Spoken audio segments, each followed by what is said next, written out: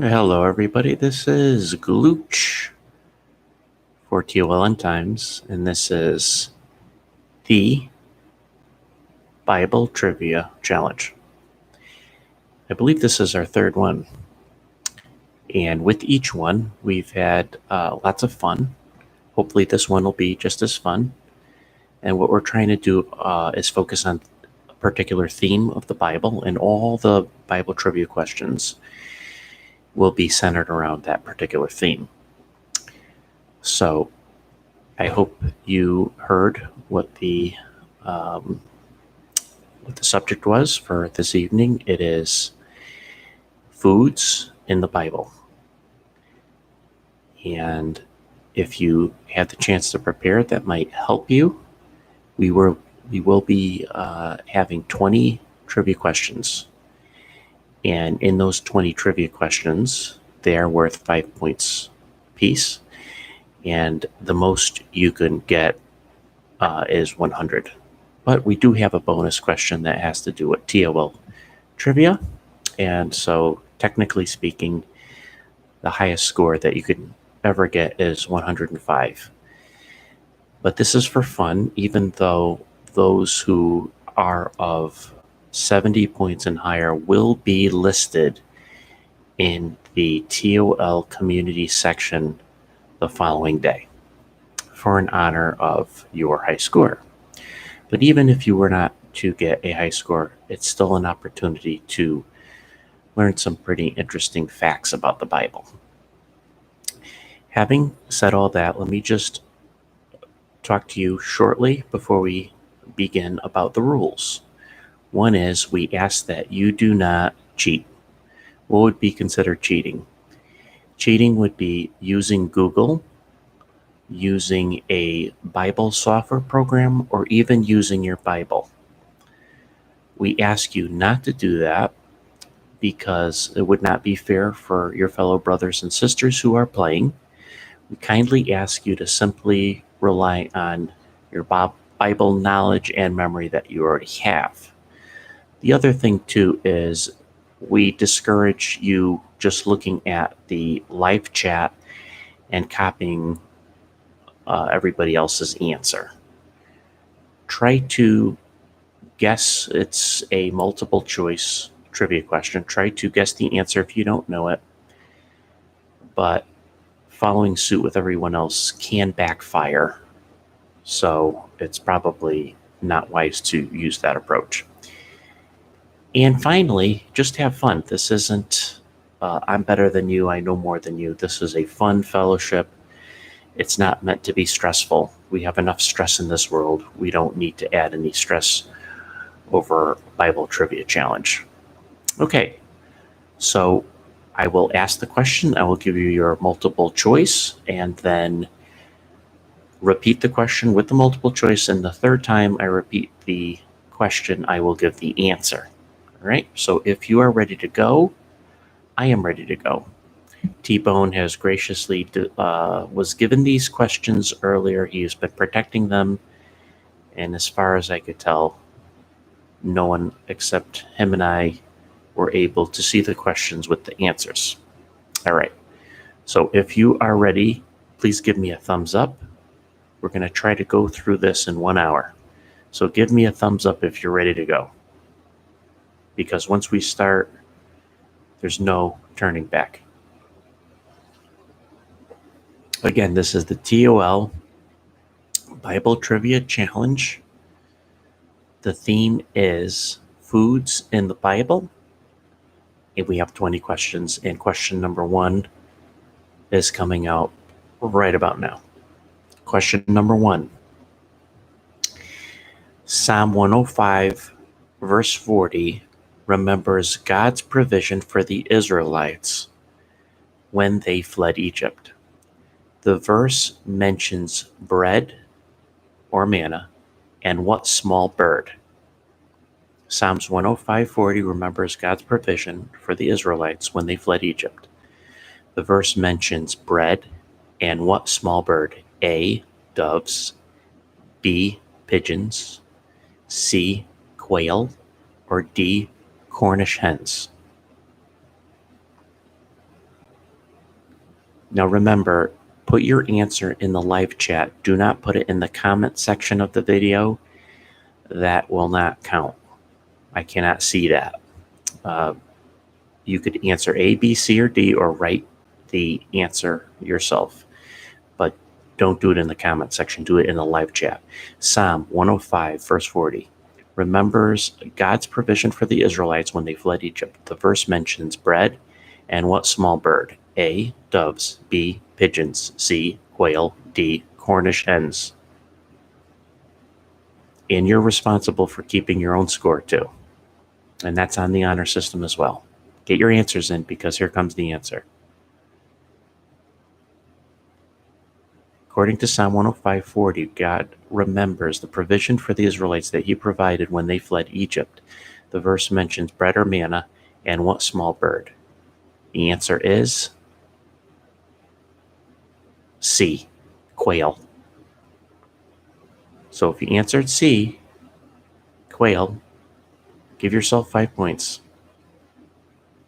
If you said doves, pigeons, or Cornish hens, even though they all may be delicious in their own special way, the true answer is quail. All right, so if you're out of the gates with a good 5 points, that's good for you, but we got a long way to go. Question number 2. What was eaten from the tree of knowledge of good and evil that caused Eve to sin? What was eaten from the tree of knowledge of good and evil that caused Eve to sin? A, a pear. B, an apple. C, a pomegranate. D, the fruit. What was taken from the tree of the knowledge of good and evil that caused Eve to sin? A, a pear. B, an apple. C, a pomegranate. D, the fruit.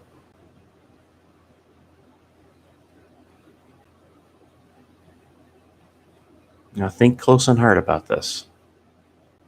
Most people in the world who don't know the Bible may answer this one incorrectly. Get your answers in, because the next time I repeat the question, it's going to be, somebody said, Jason Nolan said, a jackfruit. If that's not one of the options, brother. Okay, here we go. And it's not a carrot, Stanley. Nice guess. I don't think trees grow carrots. All right. What was eaten from the tree of the knowledge of good and evil that caused Eve to sin? The answer is D, the fruit. So if you answered apple, which probably most people in the world would answer, that is incorrect. It is not specific. It just mentioned the fruit of that tree. So the answer is D, the fruit. So some may consider that a curveball, but if you read the book of Genesis, you should remember that it's not specific. It's not broccoli. Slim56 says, pretty sure it's broccoli. I know a lot of people don't like broccoli. I personally like broccoli very much. I don't think broccoli is a fruit. Tomatoes are fruit, but it's considered to be the fruit, okay? Question number 3. Moving right along. One person in the Old Testament was so in need of a meal that he gave up his birthright to his brother Jacob for a bowl of lentil stew. Who was this famished man? A, Esau. B, Isaac. C, Job. D, Daniel. One person in the Old Testament was so in need for a meal, he gave up his birthright to his brother Jacob for a bowl of lentil stew. Who was this famished man? A, Esau. B, Isaac. C, Job. D, Daniel.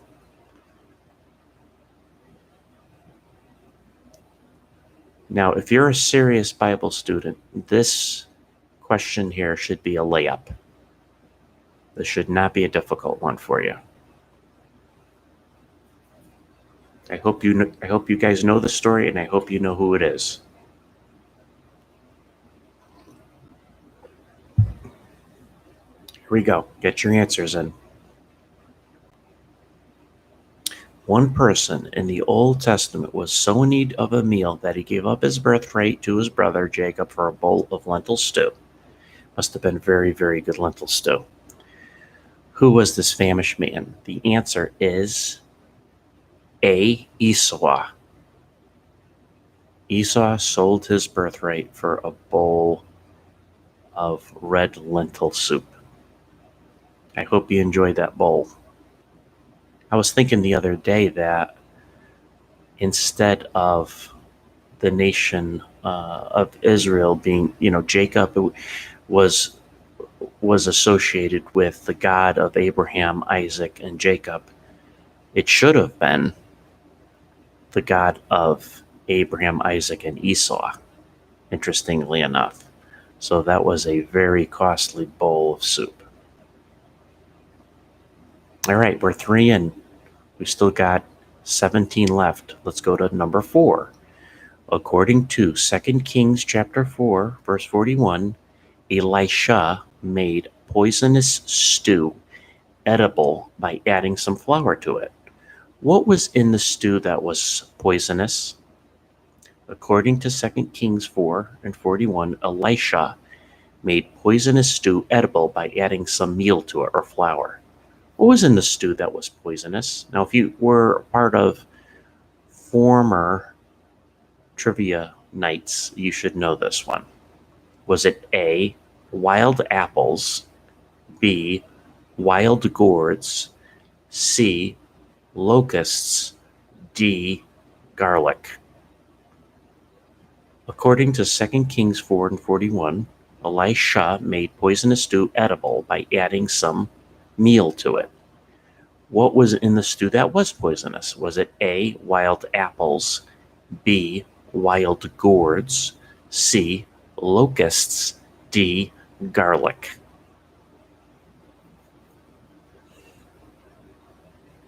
Get your answers in, guys. Even if you need to guess. This is not the easiest question.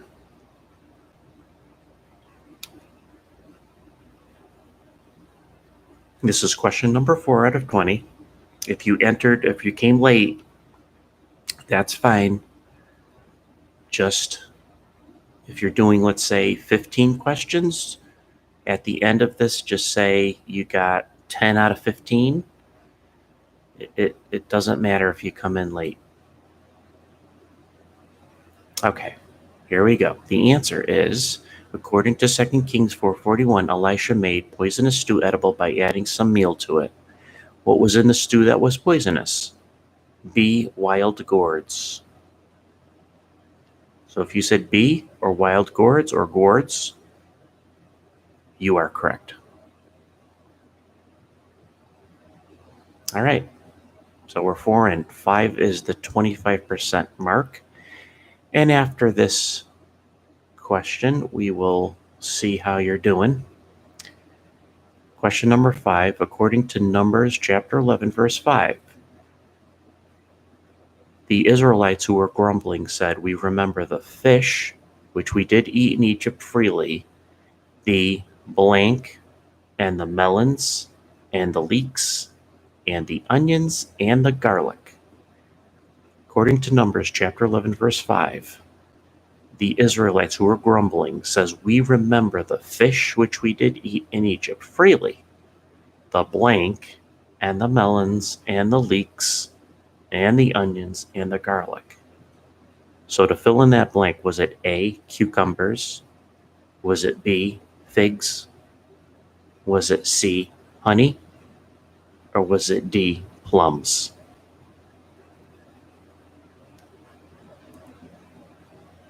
Numbers 11, verse 5 says, "We remember the fish, which we did eat in Egypt freely, the A, cucumbers, B, figs, C, honey, D, plums, and the melons, and the leeks, and the onions, and the garlic." So we're trying to fill in the blank here. The Israelites who were grumbling remember the fish they ate freely in Egypt. And did they remember the A, cucumbers, B, figs, the C, honey, D, plums, along with the melons and the leeks and the onions and the garlic?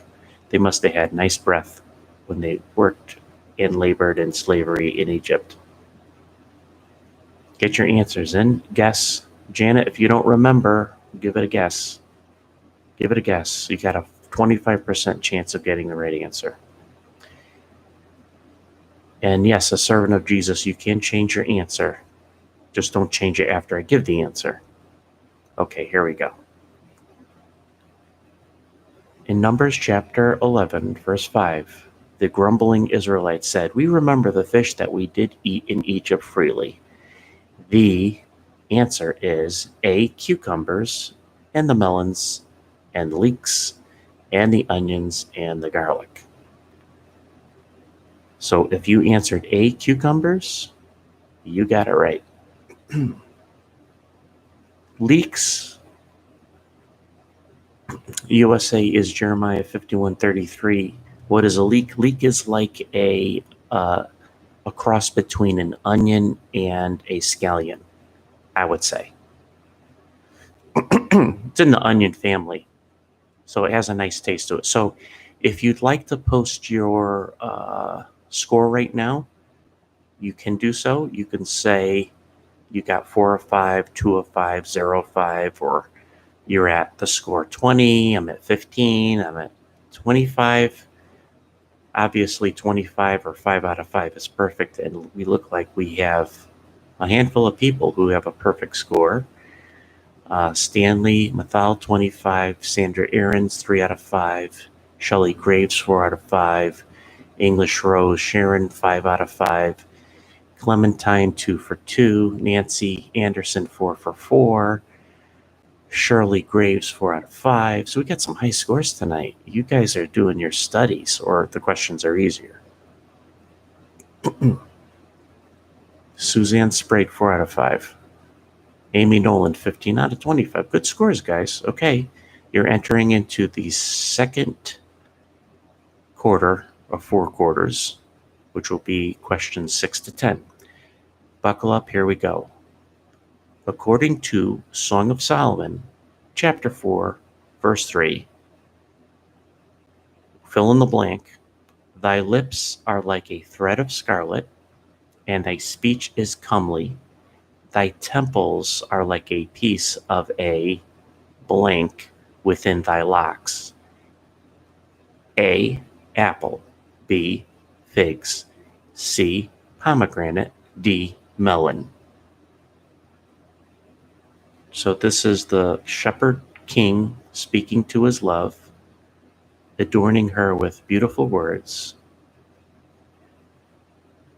And he says, thy lips are like a thread of scarlet, and thy speech is comely. Thy temples are like a piece of A, apple, B, figs, C, pomegranate, D, melon, within thy locks. So just kind of try to visualize it in your mind of what you think he would say to her. What would be considered a compliment? Clementine Monroe says, swoonylicious. This is very suave talk. No, English Rose of Sharon, this is not porn. Or are you saying pomegranate? Oh, you're saying pom, I'm sorry. I thought you said this was porn. It's definitely not pornography. Okay, and Stephanie Sue says bacon, that is not an option. Okay. Here comes the answer, so get your answers in. Can't answer after I give the answer. You could, but don't give yourself credit. Song of Solomon, chapter 4, verse 3, thy lips are like a thread of scarlet, and thy speech is comely. Thy temples are like a piece of A, C, pomegranate within thy locks. See, that's pretty good because you think about like rosy cheeks, and the pomegranate has a nice rosy color to it. A piece of pomegranate. So for those guys out there, if you want to flatter your wife, just say that their temples or their cheeks are as a piece of a pomegranate within thy locks. and you'll have her eaten out of the palm of your hand.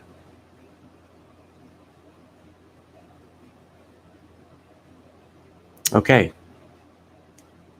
Question number 7. During one of Jesus' sessions preaching to the masses, he fed 5,000 of his followers with only a small amount of loaves and fish. Now you need to be good in math to figure this one out. Adding the amounts in the New Testament book of John says there were of each. How many combined loaves and fish did Jesus start with? So you got to add up the loaves with the fish. And what's the number? Is it A, 5, B, 7, C, 9, D, 11? So according to the book of John, where Jesus fed the 5,000, he started out with a small amount of loaves and fish. Adding the amount of loaves with the fish, how many were there that Jesus started with? A, 5, B, 7, C, 9, or D, 11. You got to do a little bit of math here. Take the amount of fish in the story and the amount of bread that he started with, the loaves of bread, and add them together. And that's your answer. This is according to the book of John. When he fed the 5,000, there were only a small amount of loaves and fish. When you add, according to John, the amount of loaves and fish that he had to start out with, did he have A, 5, B, 7, C, 9, or D, 11?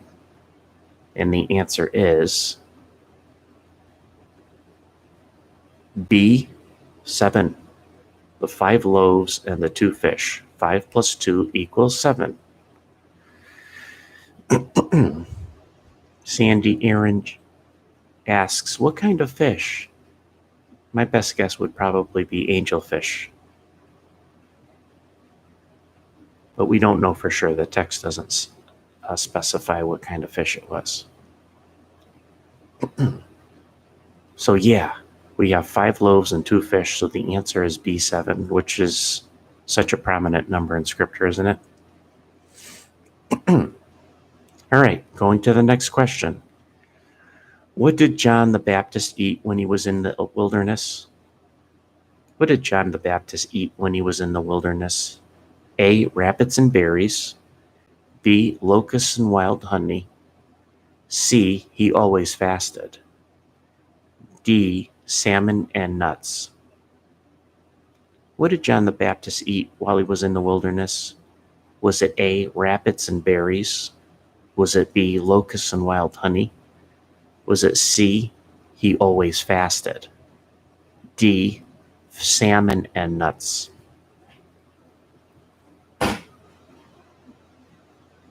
So think about John the Baptist out in the wilderness. What was his diet? Was he eating Hassenpfeffer with scrumptious berries? Was he eating locusts, probably loaded with protein, and wild honey, which probably were grounded up dates? Is it a trick question? And C, he always fasted?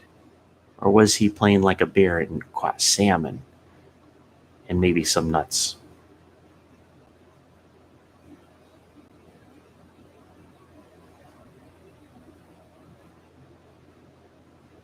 USA is Jeremiah says even what he was wearing, right? So you must know the answer.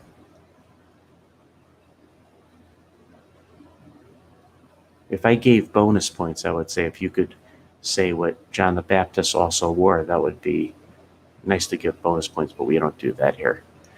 Okay, here comes the answer. So get your answer in. Number 8. What did John the Baptist eat while he was in the wilderness? He ate B, locusts and wild honey. Locusts and wild honey. Richard B, nice guess, but that's not the correct answer for what he wore. Okay, very good, guys. Very good. I hope you got that one right.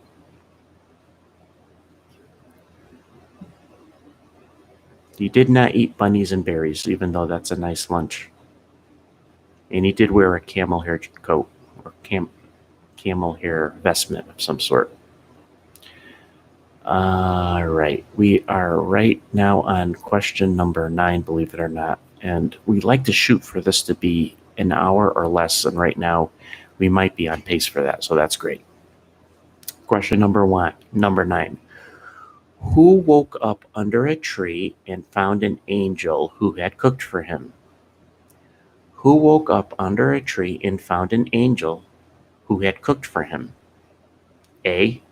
Elijah. B. Hosea. C. Haggai. D. Jeremiah. Who woke up under a tree and found an angel had cooked for him? I'm talking about breakfast in bed, right? A. Elijah. B. Hosea. C. Haggai. D. Jeremiah. I'll give you a little clue here. He was suffering from depression at the time. This person was not in a good headspace at the time. Question number 9. Get your answers in, guys.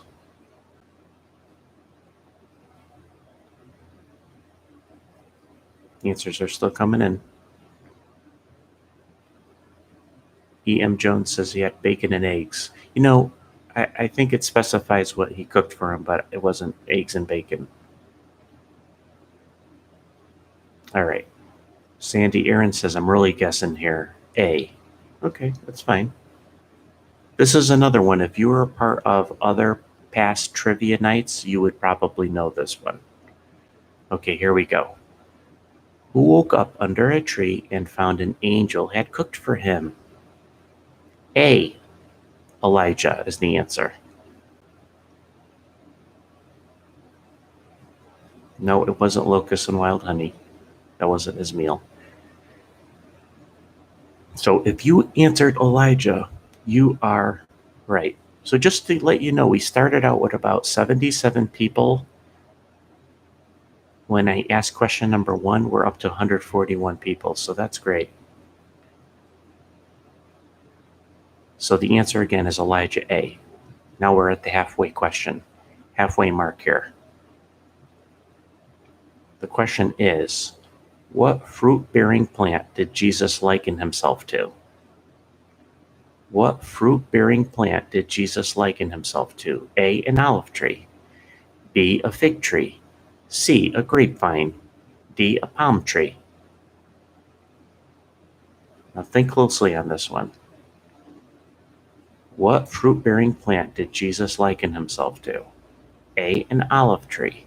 B, a fig tree. C, a grapevine. D, a palm tree. Now this could be easy or it could be tricky. You got to think a little bit deeper here. You got to reach down deep for this one.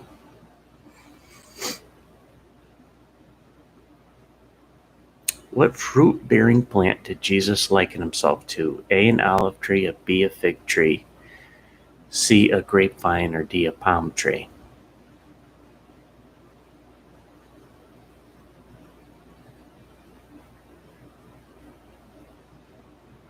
Just a little clue here. Jesus said when he talked about this, without me you could do nothing. How true is that?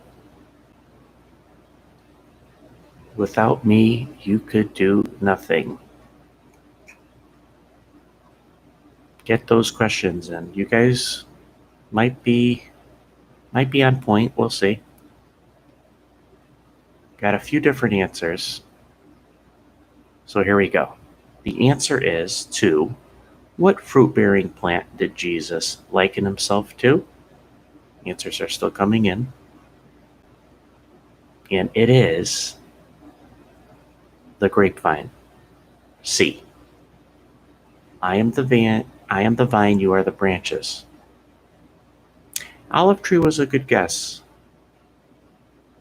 but the answer is the grapevine. And for us to produce good spiritual fruit, we need to remain connected to the vine. So we are at the halfway point. This is halftime. We got 10 questions in. Feel free to post your score if you'd like. And even if you're 0 for 10, do not be embarrassed. We encourage you to keep going. In fact, encourage each other to finish to the end. Don't be discouraged. Katie Weber's 10 for 10. English Rose Sharon's 10 for 10. Bale Buster's 10 for 10. Shirley Graves 9 for 10. Richard B. 50 points. Jeff Miller 7 for 10. Janie 9 for 9. Karen, I didn't see what Karen had. Hang on, you guys are coming in too fast. What did you have, Karen? No, I can't find Karen's score. That's okay. Sorry, Karen. I saw your name, but now I can't find where you're at. Stanley, 45. Jess A, 10 for 10. And she says, I must love food. Jody Jones, 9 for 10. There he is. Karen is 10 for 10. Very good job. Star Dweller, 6 for 10. Stephen Sue, 8 for 10.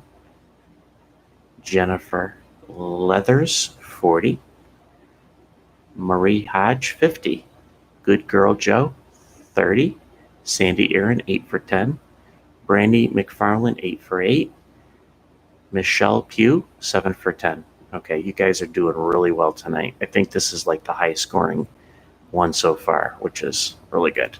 You guys must like food a lot. You must pay attention when you're reading your Bible and something about food pops up. You guys are doing really good. Okay, we're on to the second half. Halftime is over. And let us roll up our sleeves and let's see if we could do well in the second half of our questions. Who left a pot of broth and a basket of meat under an oak tree? Who left a pot of broth and a basket of meat under an oak tree? A, Jacob. B, Samson. C, Gideon. D, Abraham. Who left a pot of broth and a basket of meat under an oak tree? A, Jacob. B, Samson. C, Gideon. D, Abraham. So this is going to be really challenging for those who have a perfect score. This is one of our hardest questions. This is not an easy one, I'll admit. So just when you thought you were rolling along pretty well, here comes a tough one. Who left a pot of broth and a basket of meat under an oak tree? A, Jacob. B, Samson. C, Gideon. D, Abraham. Get your answers in, and it's okay to guess. Nothing to be embarrassed about here. I'll tell you one thing. I might be a little freaked out that a fly might have landed on that, but to come across a nice pot of broth and a basket of meat under an oak tree might be a nice welcome surprise, right? Okay, here we go. Here comes the answer. Who left a pot of broth and a basket of meat under an oak tree? The answer is, drum roll please, C, Gideon did. And I believe the angel of the Lord ate it all up, or consumed it with fire, I believe. Who left a pot of broth and a basket of meat under an oak tree? Gideon did. Gideon, Gideon, Gideon. So that was a tough question. And the next question is kind of tough too. So it looks like it's going to be really tough going for the second half. Question number 12. For how many days were Daniel and his friends tested on a diet of vegetables and water? How many days were Daniel and his friends tested on a diet of vegetables and water? Was it A, 3 days, 7, B, 7 days, C, 10 days, or D, 14 days? How many days were Daniel and his friends tested on a diet of vegetables and waters? Now pay attention. It's one of these multiple choices. Is it A, 3 days, B, 7 days, C, 10 days, or D, 14 days? Some people put 40 days or 30 days. It's one of the multiple choice.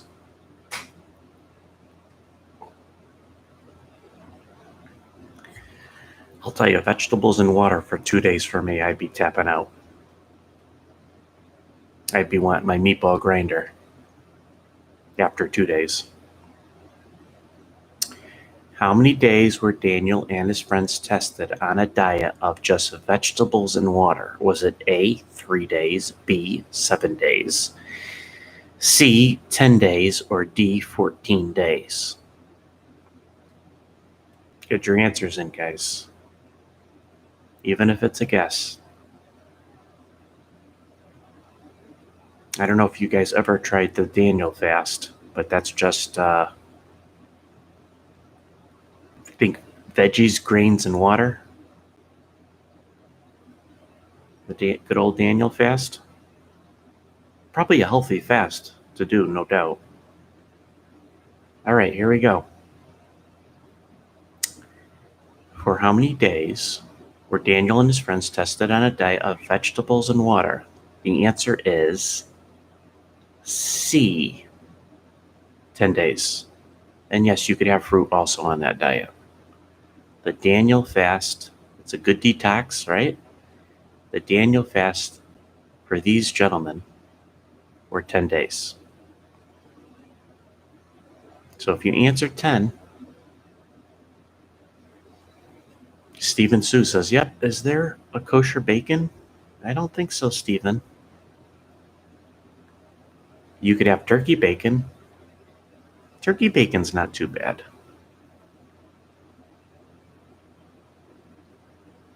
So the answer again for how many days they went for this Daniel fast of just veggies, fruit, and water, 10 days. Answer is C. Okay, let's see if the questions still get harder. Oh, the questions do get hard. They're still hard, actually. I shouldn't say harder. They just still remain hard. Murphy's asking, where is T-Bone? T-Bone gets a bit exhausted just guarding the question, so he's sleeping right now. He's sucking his thumb. Number 13. Who described himself as, quote, poured out like milk and curdled like cheese? Who described himself as poured out like milk and curdled like cheese? A, Solomon. B, David. C, Job. D, Jesus. Who described himself as poured out like milk and curdled like cheese? Was it A, Solomon. B, David. C, Job. D, Jesus. Clementine said me this morning. That's funny. So obviously this person was going through a challenging time and described himself as being poured out like milk or curdled like cheese. Who was that? Who was that? Was it A, Solomon, B, David, C, Job, or D, Jesus? Get your answers in.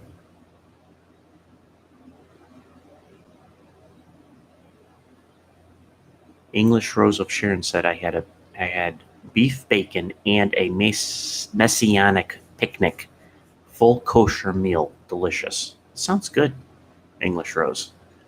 That sounds actually really good. All right, here we go. Here comes the answer. Who described himself as, quote, poured out like milk and curdled like cheese? The answer would be Job. C. So if you ever have a tough day at the office, you could say, I feel like I've been poured out like milk and curdled like cheese. The answer is C, Job. Job said that. All right, question number 14. Who sent bread, wine, sheep, grain, raisins, and cakes of figs to David and his men? Who sent bread, wine, sheep, grain, raisins, and cakes of figs to David and his men? So this is obviously still in the theme of food. Was it A, Abigail, B, Saul, C, Jonathan, D, Bathsheba? Paradise Lost says that woman. Well, you got to be more specific here because we only got 2 women out of the 4. So you're saying that's going to be a woman. But what if it was a man? Janet Schmidt says, you're making us hungry. Who sent bread, wine, sheep, grain, raisins, and cakes of figs to David and his men? A, Abigail, B, Saul, C, Jonathan, D, Bathsheba.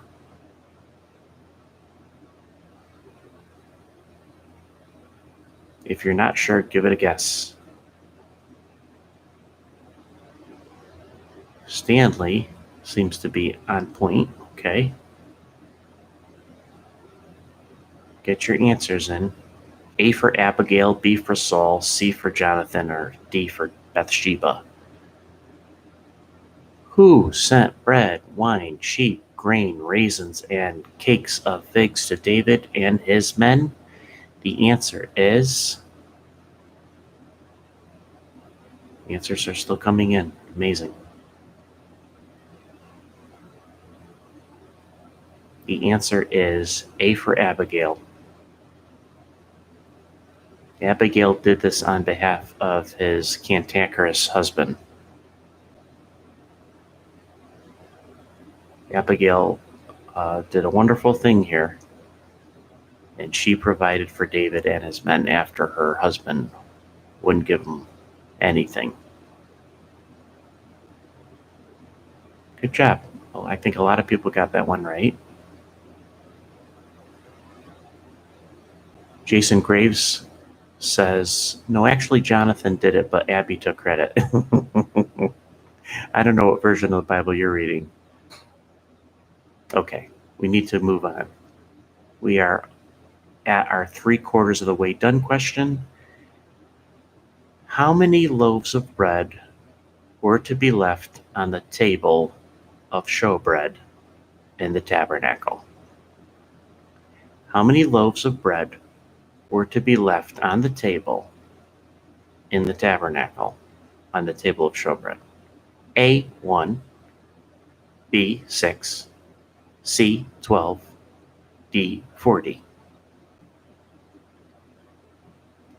How many loaves? It's actually unleavened bread. How many loaves of unleavened bread were to be left on the table of showbread in the holy place of the tabernacle? A, 1, B, 6, C, 12, D, 40. Now, if you use a little common sense here, you might be able to get this one right without even knowing. Got to picture the Israelites here.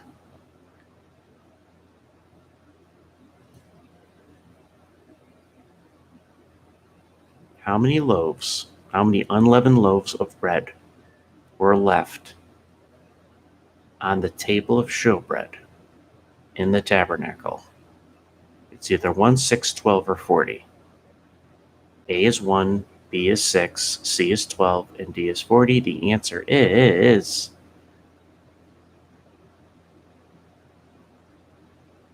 Answers are still coming in, so I want to give people a chance to... All right, now it's almost come to a stop. Think of this. There's 12 tribes and 1 loaf for each tribe. So the answer is 12.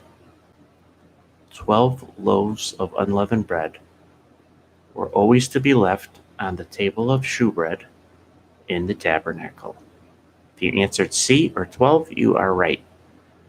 1 is wrong, 6 is wrong, 40 is wrong, but 12 is right. Okay, it's 3/4 of the way done. Feel free to post your score. Nancy Anderson is 13 for 14. Excellent. Shirley Graves is 13 for 15.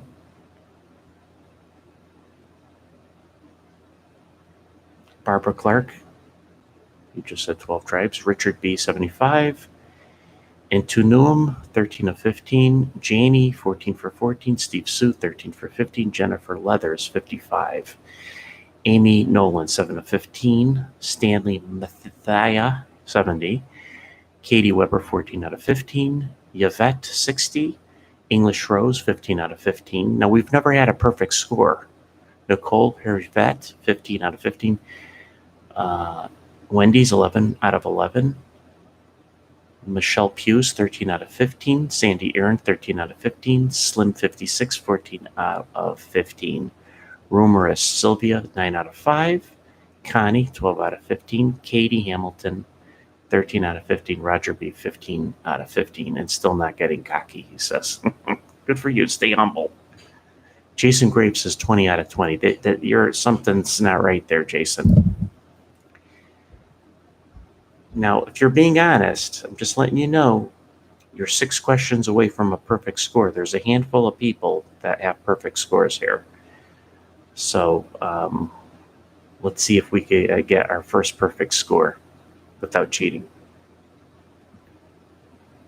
And remember, the Lord's watching, so don't cheat. Rachel sold Jacob to Leah for his food. For what food? Rachel sold Jacob to Leah for this food. A, mandrakes. B, goat cheese. C, almonds. D, pottage. I should say Rachel gave up Jacob to Leah for this particular food. A, mandrakes. B, goat cheese. C, almonds. D, pottage. So now remember, Leah was the first to be married to Jacob and then Rachel. What did Rachel give up and substitute for Jacob to Leah, her sister? Was it A, mandrakes? Stephen Sue says bacon. That's incorrect, even though that would be a tempting offer. A, mandrakes. B, goat cheese. C, almonds. D, pottage.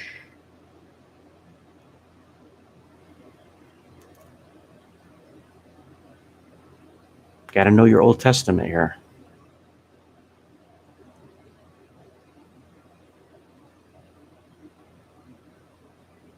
And believe it or not, I believe this particular thing increases your chance of becoming pregnant. At least that is folklore. Remember, Rachel had trouble getting pregnant, right? Rachel's gave Jacob to Leah for this particular food. A, mandrakes. B, goat cheese. C, almonds. D, pottage. Stephen Sue does not want to give up on bacon. So he gave his answer, but he says bacon and then his answer. All right, here we go. The answer is Rachel gave up Jacob to Leah for mandrakes. A. Mandrakes, not goat cheese. Even though a nice goat cheese is very, very delicious. Mandrakes and oysters. Oh, that's from Ballbuster. Mandrakes and oysters. That would be something. Richard B says Viagra. No Viagra.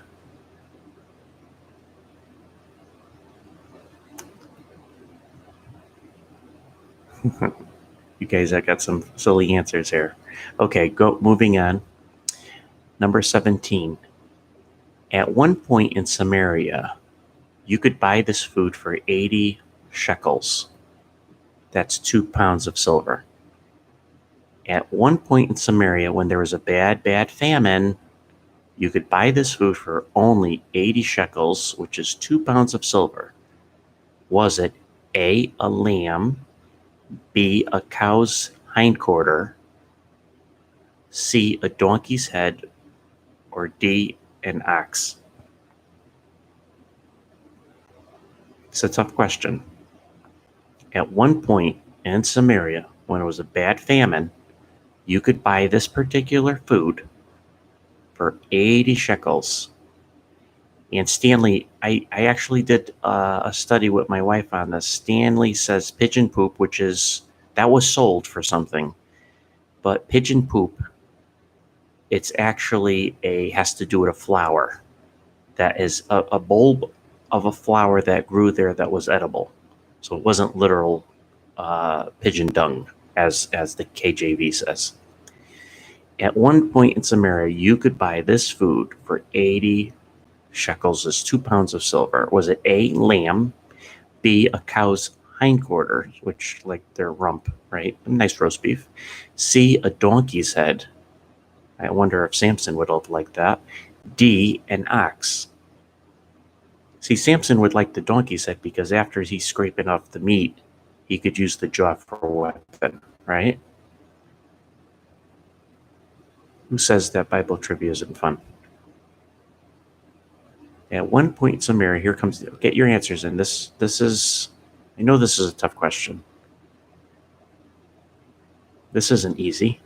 It's not meant to be easy. This is not your grandmother's Bible trivia challenge. We did not make all these questions a layup. Some of these are a 3-point play, even though you get 5 points for a right answer.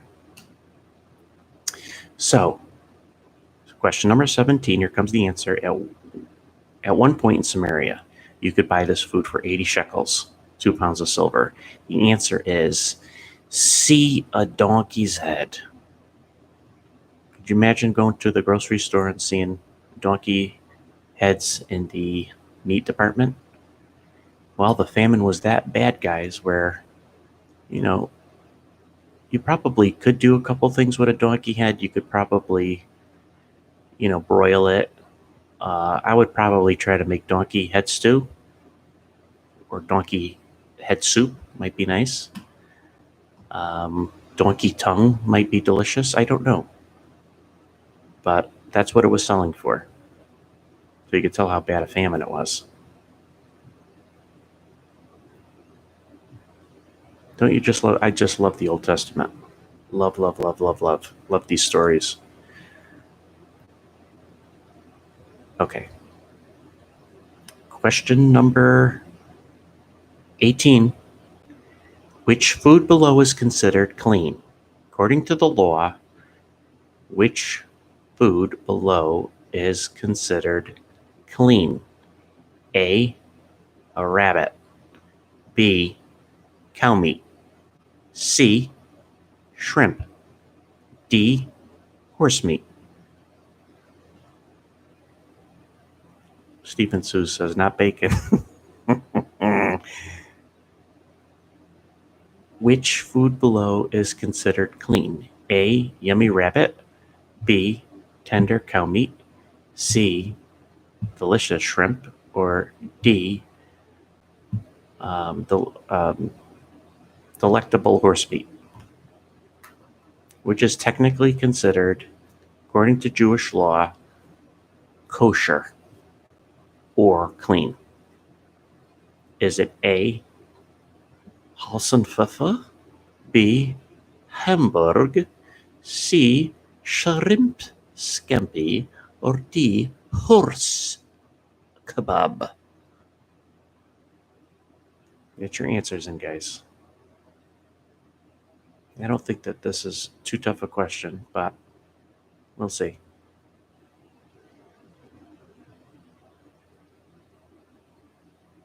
Red heifer, agape forever, says red heifer. I hope not, because they have so much of a challenge trying to find one.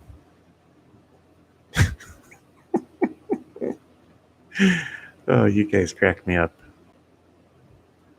I wonder what Bro Chooch is doing right now. I could just imagine. He's probably got his little doll that he was given, and he's probably in the fetal position, sound asleep, cuddling his doll, right next to T-Bone. Okay. Which food is considered to be clean out of the list I gave you? It is cow meat. B, cow meat. It is okay to eat beef.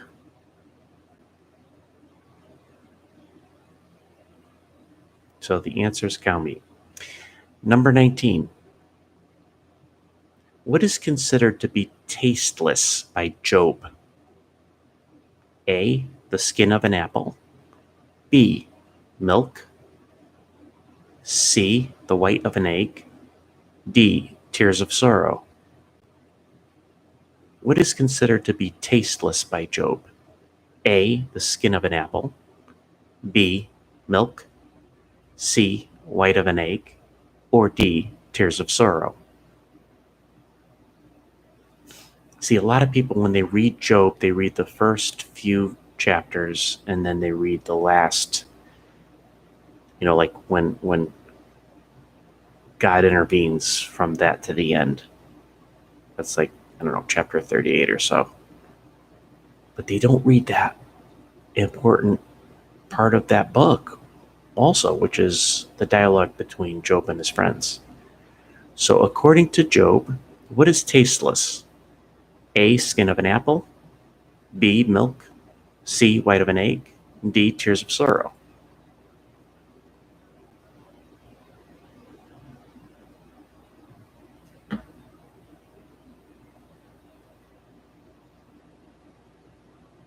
Get your answers in, guys. We are at 19. We only got one more question after this, and then the bonus question, and then we tallied up. And we're at the 56-minute mark, so it looks like we're going to go over an hour, unfortunately, but not by much. But another successful night thus far in TOL Bible Trivia Challenge. And I hope if you're tuning in the morning or after this live event that you give a crack at these questions and that you enjoy it, and hopefully you can join us some evening for a live trivia night. Okay, the answer is, what's considered tasteless by Job? It's C, white of an egg. White of an egg. Now, I guess if you boil an egg, don't fry an egg. If you hard boil an egg and you separated the yolk from the white and you didn't put any salt or pepper on it, it probably wouldn't have much taste or any taste, would it? But I love eggs. Anyways, I came up with tears of sorrow. I thought that if you waxed poetic, you might pick D. But the answer is C, white of an egg. Question number 20, the last one for the night. What did Samson find inside the carcass of the lion that he had rented? Now, he didn't rent the lion, like went to the store to like rent a, like a carpet cleaner. He ripped the lion in half and then he left it. So when he came back, what did he find inside the rented lion? A, figs. B, honey. C, baby lamb. D, head cheese.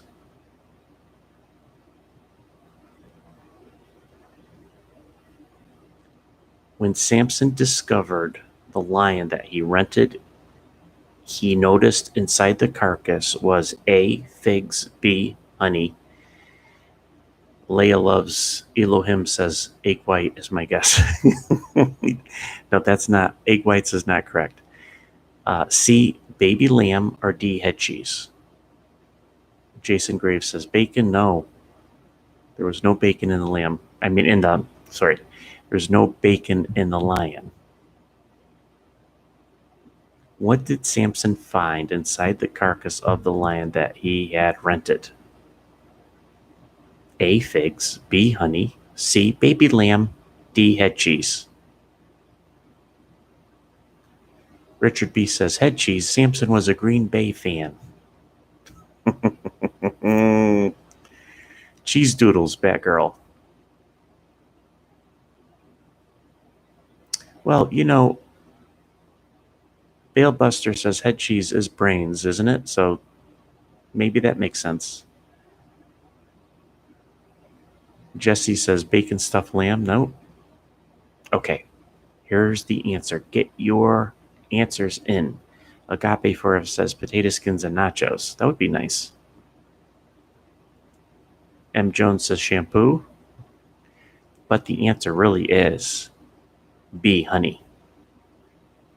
So if you said honey, you're on the money. If you said honey, you are on the money. Okay, before you give your final tally, there's a chance to earn a bonus 5. If you have a perfect score right now, you could get to 105, which would be the ultimate perfect score. Or you could take advantage of this extra 5 points to get to a higher score. Unfortunately, this question always has to do with TOL end times, and it's funny, quirky, silly, head-scratching stories, satires, and jokes. So if you dismiss all the stuff like T-Bone and the board and all that, you're probably not going to get this one right. But if you find it mildly amusing, maybe you'll get this question right. So this is the extra credit question having to do with some of the lighter stuff, the levity that we have on this channel. The alien that had made contact with Bro Chooch is from what planet?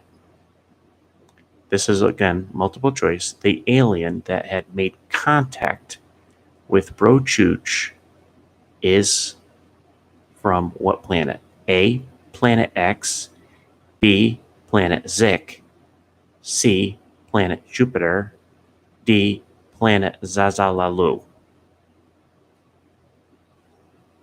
The alien that made contact with Bro Chooch is from the planet A, Planet X, B, Planet Zik, C, Planet Jupiter, D, Planet Zazalalu.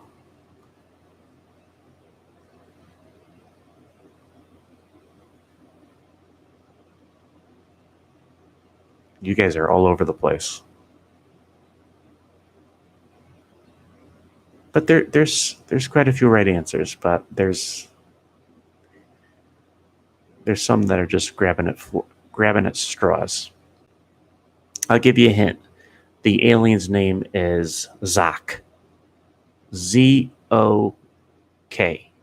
So Zok, that had made contact with Bro Chooch, is from the planet A, Planet X, B, Planet Zik, C, Planet Jupiter, D, Planet Zazalalu.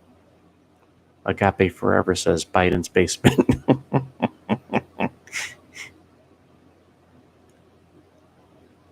Intium Novum says Pizza Planet. Amy Nolan says Zaza Lalu is code, which is correct. Imagine being from a pizza planet. Okay. So if you want your 5 points, the answer is Zok, who had made contact with Bro Chooch after putting a mini monolith in his front yard, publicly declared in front of a national audience that he was Colonel Zok from the planet Zik. And the correct spelling of Zik is Z-I-K. Zok from Zik. Okay, so if you answered Zik, you got it right. Zok from Zik. All right, so now you could put your final tally up. The best that you could have done is 21 out of 21. Julie has 14 out of 20. Gregory has 17 out of 21. Tinky Bear has 3 out of 3. Carol, 13 out of 21. Intium, 85. Patiently Waiting for Jesus, 20 out of 20. Jim Jackson, 21 out of 21. The first time ever. Nicole Hervix, 20 out of 21. Lost the point from the donkey's head. That's a tough one. Karen Murdoch, 19 out of 21. A Servant of Jesus, 19 out of 21. A lot of high scores. Wow, wow, wow. You guys killed it tonight. Wow. You guys killed it. Look at these scores. Stanley got a 90. Jennifer Leathers, 70 out of 105. Very good. Janet Schmidt, sister, wonderful, 15 out of 20. Yvette, 80. Karen, 19 out of 21. A Servant for Jesus, 19 out of 21. Slim, 56, 16 out of 21. Patiently Waiting for Jesus, 20 out of 21. Amy Nolan, 9 out of 21. Jesse A., 17 out of 21. Connie, 18 out of 21. Jim Cleese, 5 out of 21. So Jill says you came in late. Just, Jill, if you answered 10, you would say 5 out of 10. No, you don't have to take the wrong ones if you came in late. Megan, 100 out of 105. Megan, which one did you get wrong? Was it Zach from Zick?